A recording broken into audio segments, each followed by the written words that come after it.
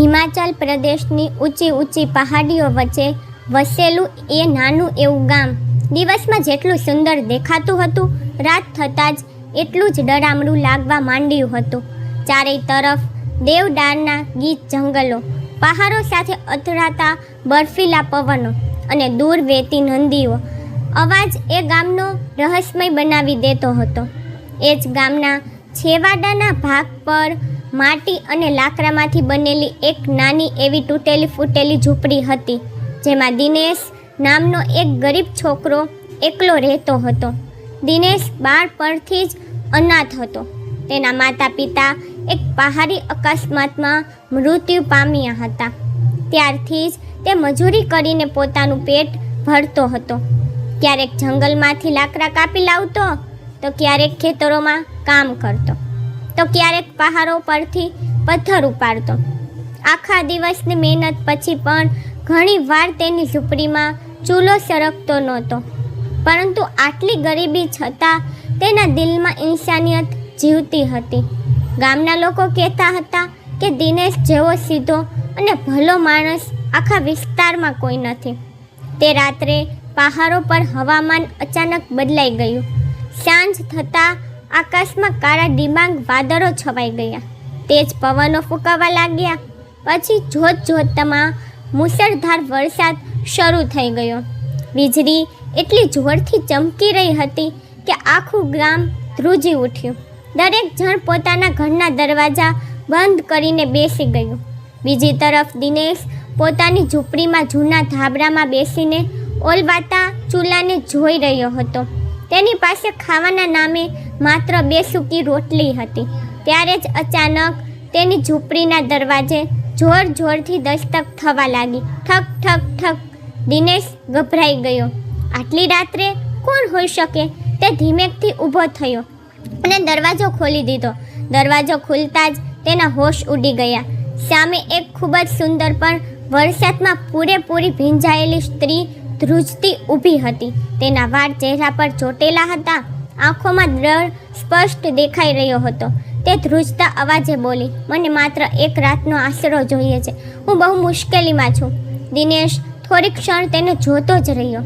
તેને ગામમાં એ સ્ત્રીને પહેલાં ક્યારેય જોઈ નહોતી, પરંતુ તેની હાલત જોઈને સાફ સમજી શકાતું હતું કે તે કોઈ મોટા દુઃખમાંથી પસાર થઈ રહી છે. દિનેશે કશું જ વિચાર્યા વગર દરવાજો પૂરો ખોલી દીધો અને બોલ્યો, અંદર આવી જાઓ, બહાર બહુ ઠંડી છે. તે મહિલા ધીમે ધીમે ઝૂંપડીની અંદર આવી. તેનું આખું શરીર ધ્રુજી રહ્યું હતું. દિનેશે તરત જ પોતાનો જૂનો ધાબળો તેના ખંભા પર નાખી દીધો. આ જોઈને મહિલાની આંખો ભરાઈ આવી. કદાચ જિંદગીમાં પહેલી વાર કોઈ અજાણ્યા માણસ તેની સાથે આટલી માનવતા દાખવી હતી. દિનેશે જલ્દીથી ચૂલામાં લાકડા નાખ્યા. થોડીવાર પછી આગ સળગવા લાગી અને ઝૂંપડીમાં હળવી ગરમી ફેલાઈ ગઈ. મહિલા ચૂપચાપ આગની સામે બેસી ગઈ. તેના ચહેરા પર ઊંડી વેદના સાફ દેખાઈ રહી હતી. થોડીવાર પછી દિનેશે ધીમેકથી પૂછ્યું, તમે કોણ છો અને આ હાલતમાં અહીં કેવી રીતે પહોંચ્યા?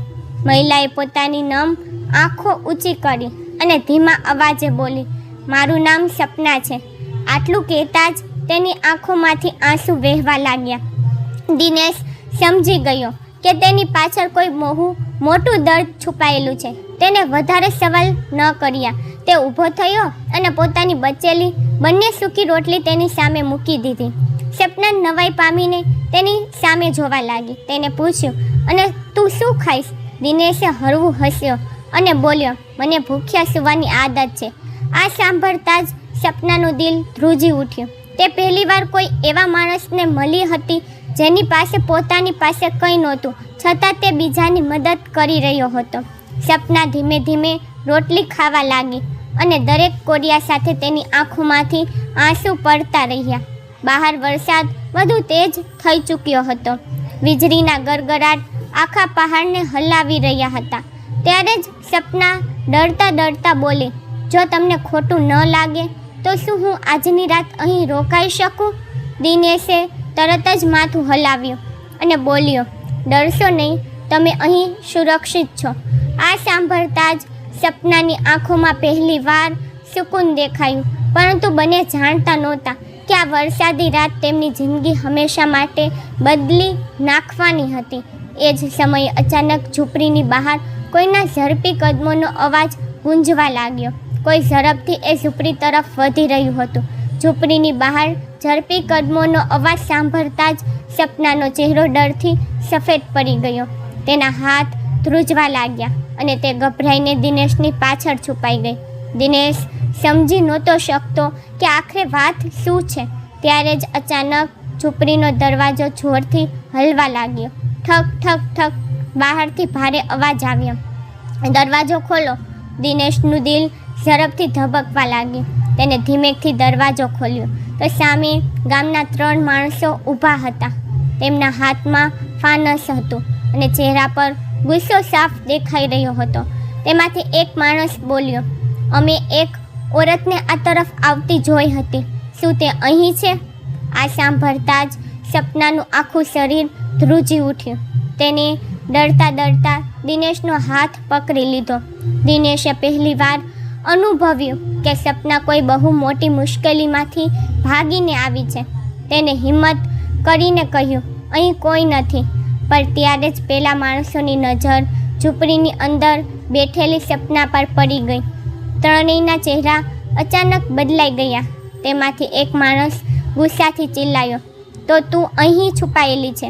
સપના ડરીને પાછળ હટી ગઈ. તેની આંખોમાંથી આંસુ વહેવા લાગ્યા. દિનેશ કંઈ સમજી નહોતો શકતો. તેને પૂછ્યું, આખરે વાત શું છે? તમે લોકો આને કેમ શોધી રહ્યા છો? ત્યારે એક માણસ ગુસ્સાથી બોલ્યો, આ ઓરત મનસૂન અપશુકનિયાળ છે. આના પતિનું મોત થઈ ચૂક્યું છે. આના કદમ જ્યાં પડે છે ત્યાં બરબાદી આવી જાય છે. ગામ લોકોએ આને ગામમાંથી કાઢી મૂકી છે. આ સાંભળીને દિનેશ હેરાન થઈ ગયો. તેને સપના તરફ જોયું. સપના માથું નમાવીને રડી રહી હતી. ત્યારે બીજા માણસે કહ્યું, જો તું સમજદાર હોય તો આને અત્યારે જ બહાર કાઢી મૂક, નહીં તો આખું ગામ તારી વિરુદ્ધ થઈ જશે. બહાર વરસાદ સતત વરસી રહ્યો હતો. ઠંડો પવન ઝૂંપડીને હલાવી રહ્યો હતો. પરંતુ તે સમયે દિનેશની અંદર કંઈક બદલાઈ ગયું હતું. તેને સપનાની ડરેલી આંખો જોઈ અને પછી પેલા માણસો તરફ જોઈને બોલ્યો, એકલી સ્ત્રીને આ તોફાનમાં ક્યાં જવાનું કહી રહ્યા છો? તમે લોકો, ઇન્સાનિયત નામની પણ કોઈ વસ્તુ હોય છે. આ સાંભળતા જ ત્રણેય માણસો ભડકી ગયા. તેમાંથી એક બોલ્યો, લાગે છે તું પણ આની જાળમાં ફસાઈ ગયો છે. દિનેશે ગુસ્સામાં દરવાજા સામે ઊભા રહીને કહ્યું, જ્યાં સુધી આ અહીં છે કોઈ આને હાથ નહીં લગાવે. સપના આ બધું જોઈને આશ્ચર્યચકિત થઈ ગઈ.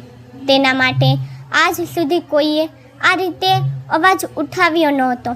ગામના લોકો તેને અપશુકનિયાળ સમજતા હતા. તેના પતિના અવસાન પછી સાસરિયાઓએ તેને ઘરમાંથી કાઢી મૂકી હતી. પિયરના લોકોએ પણ સાથ છોડી દીધો હતો. છેલ્લા કેટલાક મહિનાઓથી તે ઠેર ઠેર ભટકી રહી હતી. જ્યાં જતી લોકો તેને ખરાબ નજરે જોતા. કોઈ તેને પોતાના ઘરમાં જગ્યા આપતું નહીં. પણ આજે પહેલી વાર કોઈ તેના માટે આખી દુનિયા સામે લડવા તૈયાર ઊભું હતું. બહાર ઊભેલા માણસો ગુસ્સાથી દિનેશને ઘૂરતા રહ્યા.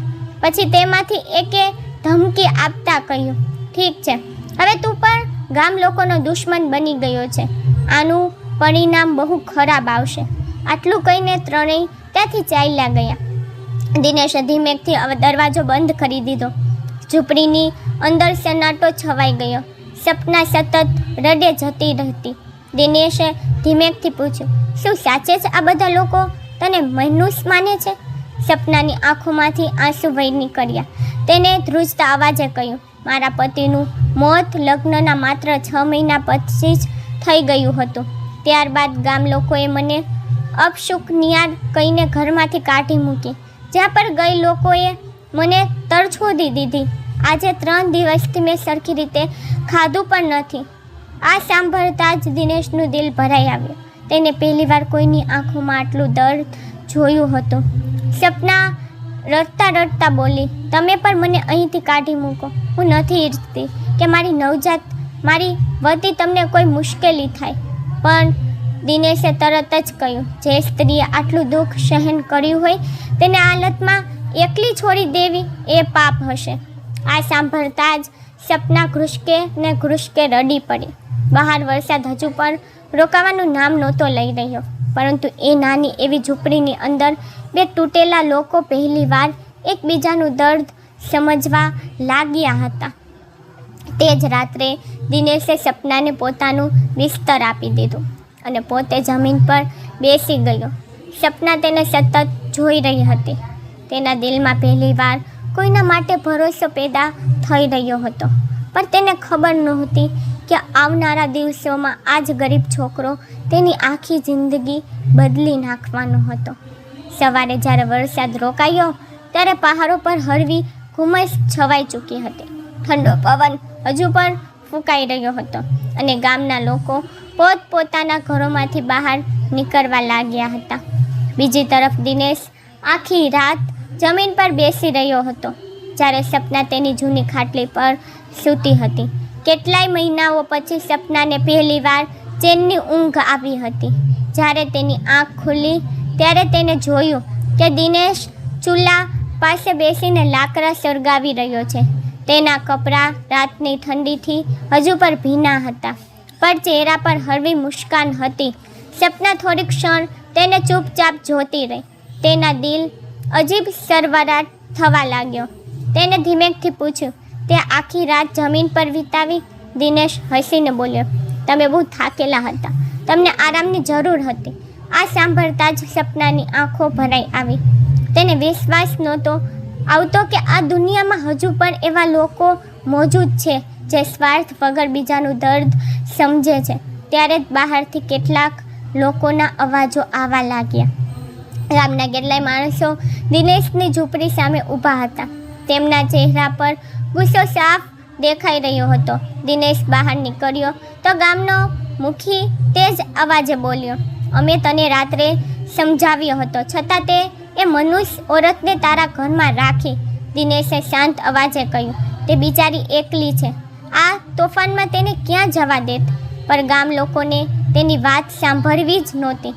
એક માણસ ગુસ્સામાં બોલ્યો, જો એ ઓરત આ ગામમાં રહેશે તો આખા ગામ પર આફત આવી જશે. ત્યારે સપના ડરતા ડરતા ઝૂંપડીમાંથી બહાર આવી. ગામ લોકોની નફરત ભરેલી નજરો જોઈને તેનું માથું શરમથી ઝૂકી ગયું. કેટલીક સ્ત્રીઓ તેને જોઈને ગણગણાટ કરવા લાગી. કોઈ તેને અપશુકનિયાર કહી રહ્યું હતું તો કોઈ બદચલન. સપનાની આંખોમાંથી આંસુ વહેવા લાગ્યા. તે ધીમેકથી બોલી, હું અહીંથી ચાલી જાઉં છું, મારી વતી કોઈને મુશ્કેલી ન થવી જોઈએ. પણ ત્યારે જ દિનેશ બધાની સામે તેની આગળ આવીને ઊભો રહી ગયો. તેને ઊંચા અવાજે કહ્યું, બસ બહુ થયું, કોઈ મજબૂર સ્ત્રીને આ રીતે અપમાનિત કરવાનું બંધ કરો. આ સાંભળતા જ ગામ લોકો ભડકી ઉઠ્યા. મુખી ગુસ્સામાં બોલ્યો, તો હવે તું ગામ લોકોને શીખડાવીશ કે શું સાચું છે અને શું ખોટું? દિનેશે પહેલીવાર ડર્યા વગર જવાબ આપ્યો, ખોટી એ નથી, ખોટી તમારી વિચારધારા છે. આખું ગામ બંધ થઈ ગયું, કારણ કે આજે સુધી કોઈએ મુખી સામે અવાજ ઉઠાવવાની હિંમત કરી નહોતી. સપના આશ્ચર્યથી દિનેશને જોઈ રહી હતી. તેના દિલમાં પહેલીવાર કોઈ પોતાના જેવો અહેસાસ જાગી રહ્યો હતો. ત્યારે મુખી ગુસ્સામાં બોલ્યો, જો તે આ ઓરતને તારા ઘરમાં રાખી તો આજથી ગામનો કોઈ માણસ તારી સાથે કોઈ સંબંધ નહીં રાખે. આ સાંભળીને ત્યાં ઊભેલા લોકો ધીમે ધીમે પાછા જવા લાગ્યા. જતાં જતાં બધા દિનેશને ઘૂરી રહ્યા હતા, જાણે તેને કોઈ બહુ મોટો ગુનો કરી દીધો હોય. થોડી જ વારમાં ઝૂંપડીની બહાર સન્નાટો છવાઈ ગયો. સપના રડતા રડતા બોલી, મારી વતી તું એકલો પડી જઈશ.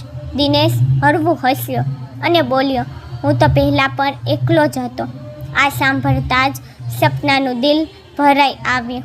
તે પહેલીવાર કોઈ માણસ સામે પોતાની જાતને સુરક્ષિત અનુભવી રહી હતી. તે જ દિવસથી ગામ લોકોએ દિનેશનો બહિષ્કાર કરી દીધો. કોઈ તેને કામ આપતું નહોતું, કોઈ તેની સાથે વાત પણ કરતું નહોતું. પણ દિનેશે સપનાને એકલી ન છોડી. તે રોજ જંગલમાંથી લાકડા લાવતો અને બંને જણા જેમ તેમ કરીને ગુજારો કરવા લાગ્યા.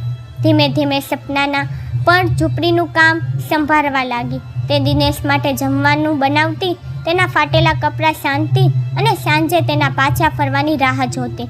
બંને વચ્ચે એક અણકહ્યો સંબંધ બનવા લાગ્યો હતો. એક સાંજે જ્યારે પહાડો પર સૂરજ આથમી રહ્યો હતો અને આકાશ લાલ રંગથી ભરાઈ ચૂક્યું હતું, ત્યારે સપનાએ ધીમા અવાજે પૂછ્યું, તમે મારા માટે આટલું બધું કેમ કરી રહ્યા છો? દિનેશ થોડીક ક્ષણ ચૂપ રહ્યો, પછી બોલ્યો, કદાચ એટલા માટે કારણ કે હું તમારી આંખોનું દર્દ સમજી શકું છું. આ સાંભળતા જ સપનાની આંખો નમ થઈ ગઈ. તે ક્ષણે પહેલીવાર તેના દિલને અનુભવ્યું કે કદાચ તેની ઉજ્જત જિંદગીમાં ફરીથી ખુશીઓ પાછી આવી શકે છે. પણ તેમને ખબર નહોતી કે આ ગામના લોકોની નફરત હજુ ખતમ નહોતી થઈ. કોઈ હતું જે અંધારામાં ઊભું રહીને એ બંનેને સતત જોઈ રહ્યું હતું. દિવસો વીતતા ગયા અને ધીમે ધીમે સપના અને દિનેશની જિંદગી એકબીજા સાથે જોડાતી ગઈ. ગામ લોકોએ બંનેનો પૂરેપૂરો બહિષ્કાર કરી દીધો હતો. કોઈ તેમને કામ આપતું ન હતું. ગામની સ્ત્રીઓ સપનાને જોતાં જ મોં ફેરવી લેતી હતી અને પુરુષો દિનેશની મજાક ઉડાવતા હતા કે તેને એક વિધવા સ્ત્રી માટે આખા ગામ સાથે દુશ્મની વહોરી લીધી. પણ આ બધા છતાં દિનેશના વર્તનમાં ક્યારેય કોઈ ફેરફાર ન આવ્યો. તે દરરોજ સવારે જંગલ જતો, લાકડા કાપી લાવતો અને બજારમાં વેચીને થોડોક ઘણો સામાન ખરીદી લાવતો. બીજી તરફ સપના પૂરા મનથી એ નાની એવી ઝૂંપડીને ઘર બનાવવામાં લાગેલી રહેતી. તેને તૂટેલી દિવાલોને માટીથી સરખી કરી, જૂના કપડાથી પડદા બનાવ્યા અને ઝૂંપડીની બહાર નાના નાના ફૂલો પણ લગાવી દીધા. પહેલીવાર એ જગ્યા કોઈ ઘર જેવી લાગવા માંડી હતી. દિનેશ જ્યારે સાંજે પાછો ફરતો ત્યારે સપના તેના માટે ગરમ ખાવાનું બનાવીને રાહ જોતી મળતી. બંને સાથે બેસીને જમતા અને પછી મોડી રાત સુધી વાતો કરતા રહેતા. સપના ધીમે ધીમે પોતાના ભૂતકાળનું દર્દ દિનેશને કહેવા લાગી. તેને જણાવ્યું કે તેનો પતિ શરાબી હતો અને લગ્નના થોડા મહિના પછી જ પહાડ પરથી પડીને મરી ગયો હતો. પણ ગામ લોકોએ તેના મોતની જવાબદાર સપનાને ઠેરવી દીધી. સાસરિયાઓએ તેને મનસૂન કહીને ઘરમાંથી કાઢી મૂકી અને પિયરવાળાએ પણ દરવાજો બંધ કરી દીધો.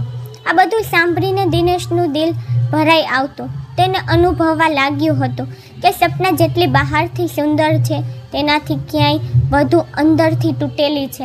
બીજી તરફ સપના પર દિનેશની સાદગી અને માનવતાથી પ્રભાવિત થતી જતી હતી. તે જોતી કે દિનેશ પોતે ભૂખ્યો રહીને પણ તેના માટે ખાવાનું બચાવી લેતો હતો. એક રાત્રે જ્યારે બહાર ઠંડો પવન ચાલી રહ્યો હતો અને બંને ચૂલા પાસે બેઠા હતા, ત્યારે સપનાએ અચાનક પૂછ્યું, જો હું તમારી જિંદગીમાં ન આવી હોત તો શું તમે આમ જ એકલા રહેત? દિનેશ થોડીક ક્ષણ ચૂપ રહ્યો, પછી ધીમા અવાજે બોલ્યો, કદાચ હા, કારણ કે મારા હિસ્સામાં ક્યારેય પોતાનું કહી શકાય તેવું કોઈ આવ્યું જ નહીં. આ સાંભળતા જ સપનાની આંખો નમ થઈ ગઈ. તેને પહેલીવાર અનુભવ્યું કે એકલતા માત્ર તેની નથી, પણ દિનેશનું પણ એટલું જ મોટું દર્દ છે. તે જ રાત્રે સપનાએ પહેલીવાર દિનેશના હાથ પર પોતાનો હાથ મૂકી દીધો. બંને કંઈ ન બોલ્યા, પણ તેમની ખામોશી ઘણું બધું કહી ચૂકી હતી. ધીમે ધીમે બંનેના દિલ એકબીજાની નજીક આવવા લાગ્યા. પણ ગામ લોકોને આ સંબંધ બિલકુલ પસંદ નહોતો, ખાસ કરીને ગામનો મુખીને. તેને લાગતું હતું કે જો એક વિધવાને આ રીતે સન્માન મળવા લાગશે તો ગામની જૂની વિચારધારા ખતમ થઈ જશે.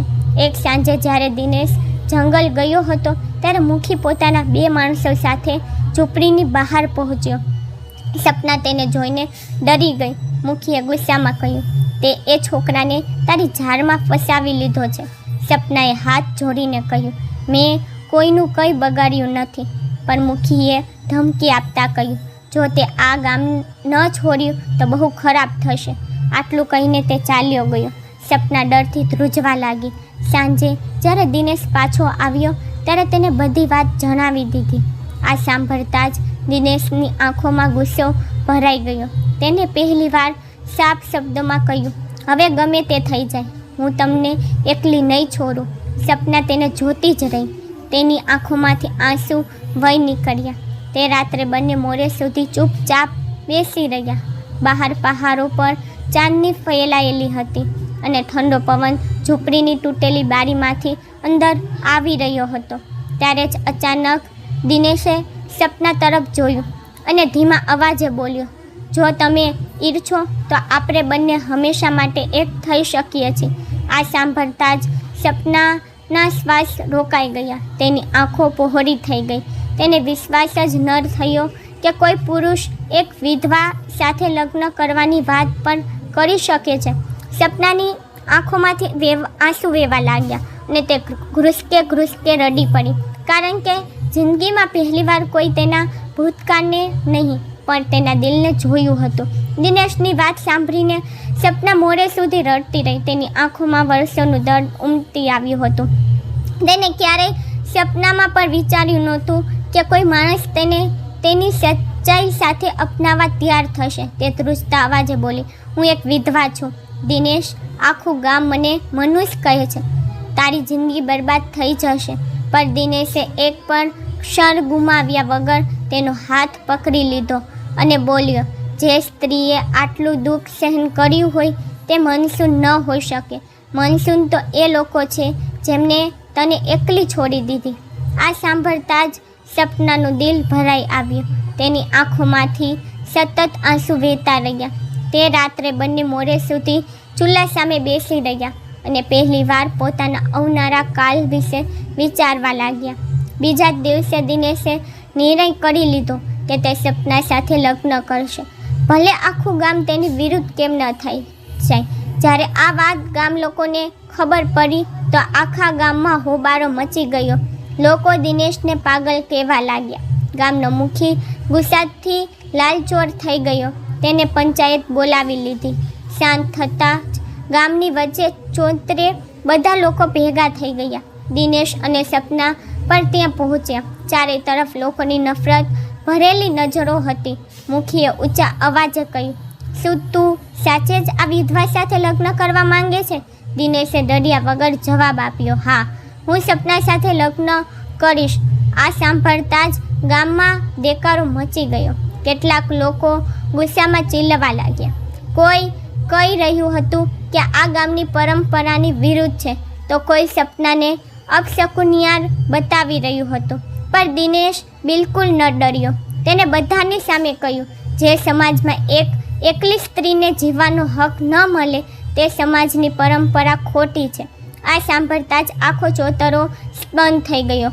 સપનાની આંખોમાંથી આંસુ વહી નીકળ્યા, કારણ કે આજે પહેલી વાર કોઈ માણસ આખી દુનિયા સામે તેના સન્માન માટે લડી રહ્યો હતો. ત્યારે મુખી ગુસ્સામાં બોલ્યો, જો તે આ ઓરત સાથે લગ્ન કર્યા તો આજ પછી તારો આ ગામ સાથે કોઈ સંબંધ નહીં રહે. દિનેશે શાંત અવાજે જવાબ આપ્યો, જે ગામમાં ઇન્સાનિયત ન હોય ત્યાં સંબંધ રાખવાનો શો ફાયદો? આટલું સાંભળતા જ ગામ લોકો ગુસ્સામાં ત્યાંથી ચાલ્યા ગયા. તે જ રાત્રે પહાડો વચ્ચે બનેલા એક નાના એવા મંદિરમાં દિનેશે સપનાની સેથીમાં સિંદૂર ભરી દીધું. ત્યાં ન તો કોઈ જાન હતી, ન કોઈ ઘોંઘાટ, માત્ર મંદિરના ઘંટનો અવાજ અને પહાડો પર ફેલાયેલો ઠંડો પવન હતો. સપનાની આંખોમાંથી સતત આંસુ વહી રહ્યા હતા, પણ આ વખતે આ આંસુ દર્દના નહીં પણ ખુશીના હતા. તેને ધ્રુજતા હાથે દિનેશનો હાથ પકડી લીધો. તે ક્ષણે બંને અનુભવ્યું કે દુનિયા ભલે તેમની વિરુદ્ધ હોય, પણ હવે તેઓ એકલા નથી. લગ્ન પછી બંને પોતાની નાની એવી ઝૂંપડીમાં પાછા ફર્યા. સપનાએ પહેલીવાર એ ઝૂંપડીને પોતાના ઘરની જેમ સજાવી. તેને માટીના ચૂલા પર રસોઈ બનાવી અને દિનેશ સાથે બેસીને જમતી વખતે તેની આંખોમાં એક અલગ જ ચમક હતી. ધીમે ધીમે બંનેની જિંદગીમાં ખુશીઓ પાછી ફરવા લાગી. દિનેશ પહેલાં કરતાં વધુ મહેનત કરવા લાગ્યો અને સપના દરેક કદમ પર તેનો સાથ આપતી. પણ ગામ લોકોની નફરત હજુ પણ ખતમ નહોતી થઈ. ખાસ કરીને મુખી અંદરને અંદર બદલાની આગમાં સળગી રહ્યો હતો.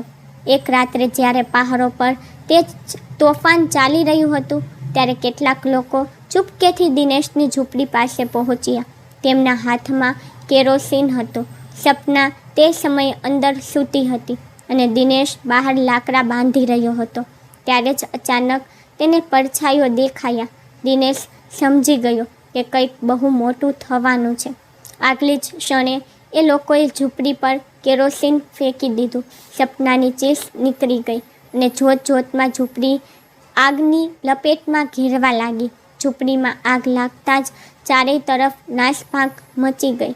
તેજ પવનોને કારણે આગ થોડી જ ક્ષણોમાં આખી ઝૂંપડીમાં ફેલાઈ ગઈ. સપના અંદર ફસાઈ ગઈ હતી અને ડરના માર્યા જોરથી ચીસો પાડી રહી હતી. બહાર ઊભેલો દિનેશ આ દ્રશ્ય જોઈને પાગલની જેમ દોડ્યો. ગામના કેટલાક લોકો દૂર ઊભા રહીને તમાશો જોઈ રહ્યા હતા, પણ કોઈ મદદ માટે આગળ ન આવ્યું. દિનેશ પોતાના જીવની પરવા કર્યા વગર આગની લપેટો વચ્ચે ઝૂંપડીની અંદર ઘૂસી ગયો. અંદર ઘુમારો એટલો વધારે હતો કે શ્વાસ લેવો મુશ્કેલ થઈ રહ્યો હતો. સપના એક ખૂણામાં રડતી બેઠી હતી. દિનેશે તરત જ તેનો હાથ પકડ્યો અને તેને બહાર કાઢવા લાગ્યો. ત્યારે જ સરકતું લાકડું એક મોટું ચોસલું છત પરથી પડ્યું અને દિનેશના ખંભા પર આવી પડ્યું. દર્દના કારણે તેની ચીસ નીકળી ગઈ, પણ તેને સપનાનો હાથ ન છોડ્યો. જેમ તેમ કરીને તે સપનાને લઈને બહાર નીકળી આવ્યો. સપના રડતા દિનેશને ભેટી પડી. તેની આંખોની સામે તેમની આખી દુનિયા બળીને રાખ થઈ રહી હતી. દિનેશ દર્દથી કણસી રહ્યો હતો, પણ તેના ચહેરો પર સુકૂન હતું, કારણ કે સપના સુરક્ષિત હતી. ત્યારે ગામના કેટલાક વડીલો ત્યાં પહોંચ્યા. તેમણે જોયું કે જે સ્ત્રીને આખું ગામ મનસૂન કહેતું હતું તે પોતાના પતિ માટે રડીને તૂટી ચૂકી હતી, અને જે ગરીબ છોકરાને બધા પાગલ સમજતા હતા તેને પોતાનો જીવ દાવ પર લગાવીને પોતાની પત્નીને બચાવી લીધી. ધીમે ધીમે ગામ લોકોની આંખો ઝૂકી ગઈ. એ જ સમયે તેજ વરસાદ શરૂ થઈ ગયો અને આગ ધીમે ધીમે ઓલાવા લાગી. સપના ધ્રુજતા હાથે દિનેશના દાઝેલા ખંભાને પંપાડી રહી હતી અને સતત રડે જતી હતી. તે વારંવાર કહી રહી હતી, મારી વતી તમારી જિંદગી બરબાદ થઈ ગઈ છે. પણ દિનેશ દર્દમાં પણ હળવું હસ્યો અને બોલ્યો, જે દિવસે તું મારી જિંદગીમાં આવી હતી તે જ દિવસે મારી જિંદગી બની ગઈ હતી. આ સાંભળતા જ ત્યાં ઊભેલા કેટલાક લોકોની આંખો નમ થઈ ગઈ. ત્યારે ગામનો મુખી પણ ત્યાં પહોંચ્યો. તેને ચારે તરફ બળેલી ઝૂંપડીને જોઈ અને પછી દિનેશની હાલત જોઈને તેનું માથું શરમથી ઝૂકી ગયું. તેને અહેસાસ થઈ ચૂક્યો હતો કે અસલી મનસુનિયત કોઈ માણસમાં નથી હોતી, પણ લોકોની વિચારધારામાં હોય છે. મુખી ધીમે ધીમે દિનેશ પાસે આવ્યો અને બોલ્યો, અમારાથી બહુ મોટી ભૂલ થઈ ગઈ. આખા ગામની સામે પહેલીવાર તેને સપનાની માફી માંગી. સપના આ સાંભળીને હેરાન થઈ ગઈ, કારણ કે જેને તેને હંમેશા અપમાન આપ્યું હતું આજે એ જ માણસ તેની સામે શર્મિંદો ઊભો હતો. બીજા દિવસે ગામ લોકોએ ભેગા મળીને દિનેશ અને સપના માટે નવી ઝૂંપડી બનાવી. પહેલીવાર ગામની સ્ત્રીઓ સપના પાસે આવી અને તેની સાથે પ્રેમથી વાત કરવા લાગી. જે લોકોએ તેને અપશુકનિયાર કહી હતી એ જ લોકો આજે તેને વહુ માનીને સન્માન આપવા લાગ્યા. ધીમે ધીમે દિનેશ અને સપનાની જિંદગી બદલવા લાગી. બંનેએ મળીને મહેનત કરી અને પોતાની નાની એવી દુનિયા ફરીથી વસાવી લીધી.